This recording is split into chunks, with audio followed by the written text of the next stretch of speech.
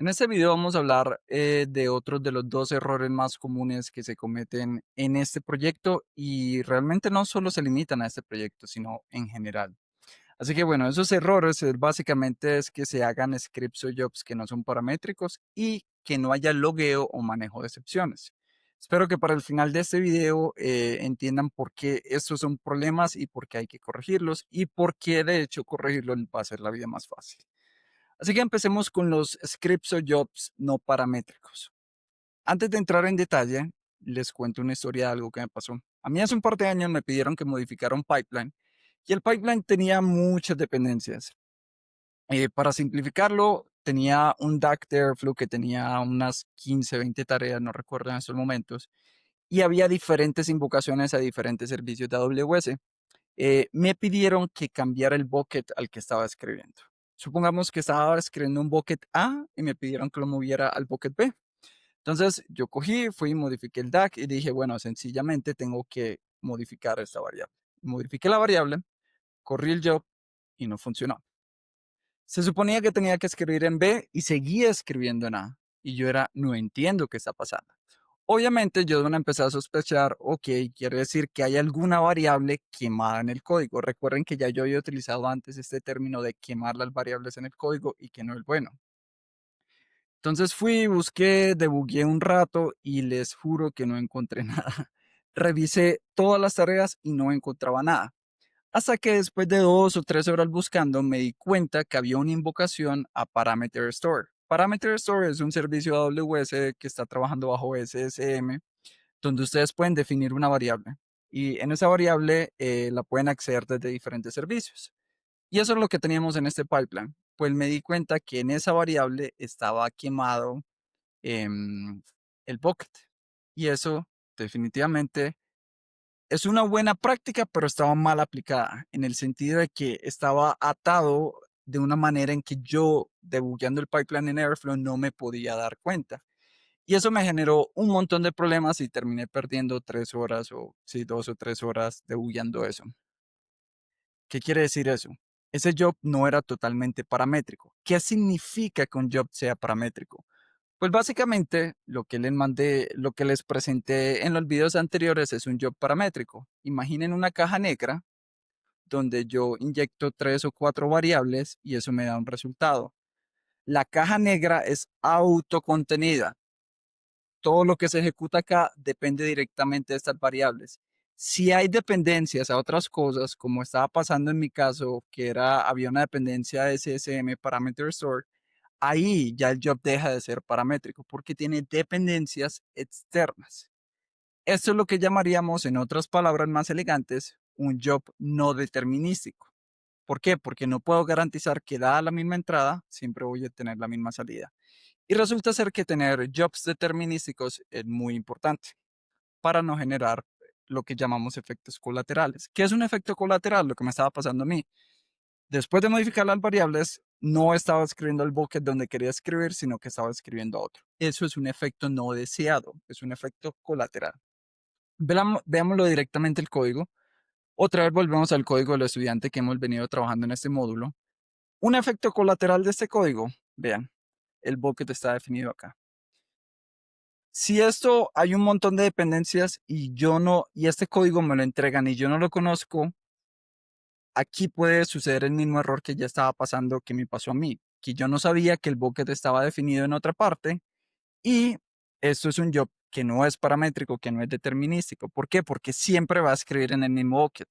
No importa qué parámetro yo le pase a este job, siempre va a escribir en el mismo bucket. Eso no es bueno. ¿Cómo lo resuelvo yo en mi código? Vean que yo recibo el nombre del bucket en mi código.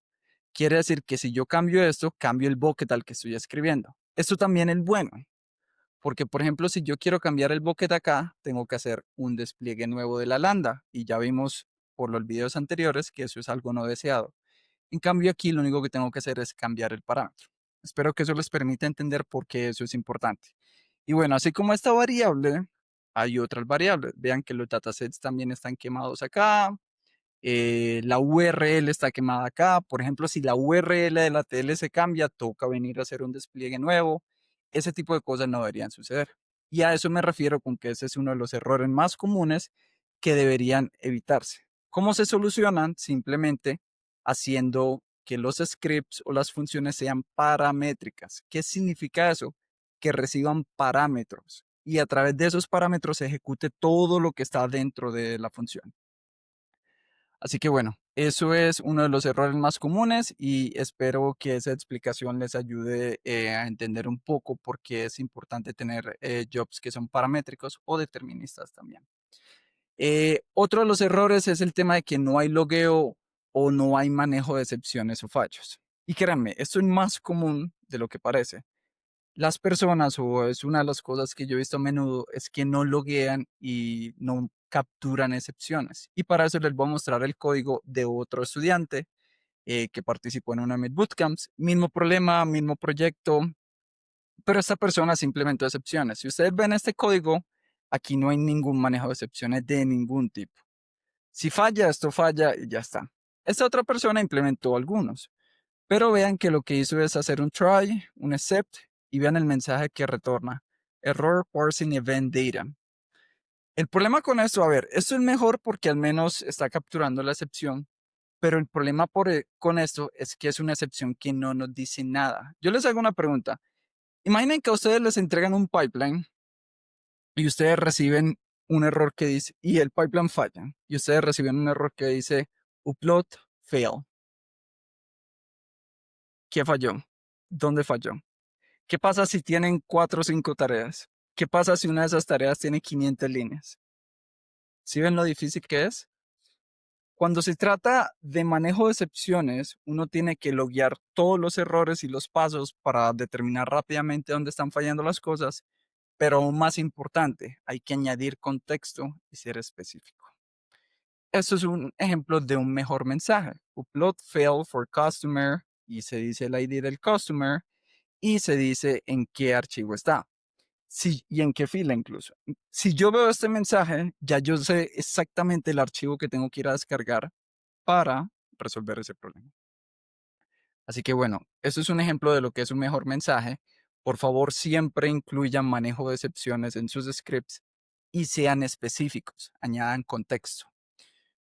En mi solución, por ejemplo, ustedes van a ver que yo tengo un montón de validaciones. Yo, por ejemplo, chequeo de que las cosas que me manden sean string, que tengan el formato correcto, etcétera. Pero vean vean los manejos de errores que yo tengo. Yo, por ejemplo, si hay un error en hacer el request, yo digo que es un 400, es un error 400. Tener un error 400 no es lo mismo que un 500. Em, por ejemplo, acá si me falla, que me hace falta un campo, yo digo exactamente cuál es. Vean que, por ejemplo, acá si hay un problema con la URL, yo digo que hay un problema con la URL. Si hay un problema con la fecha, yo digo que hay un problema con la fecha y así sucesivamente. Se trata de hacer nuestras funciones un poco más específicas a la hora del fallo y que sean, que añadan un buen contexto. Y eso es dos de los errores más comunes que veo a menudo en las personas que implementan este proyecto, y no solo este proyecto, sino otros proyectos. Em, Así que bueno, espero que esto les sirva de ejemplificación y las historias que les conté les permitan entender por qué es importante hacerlo.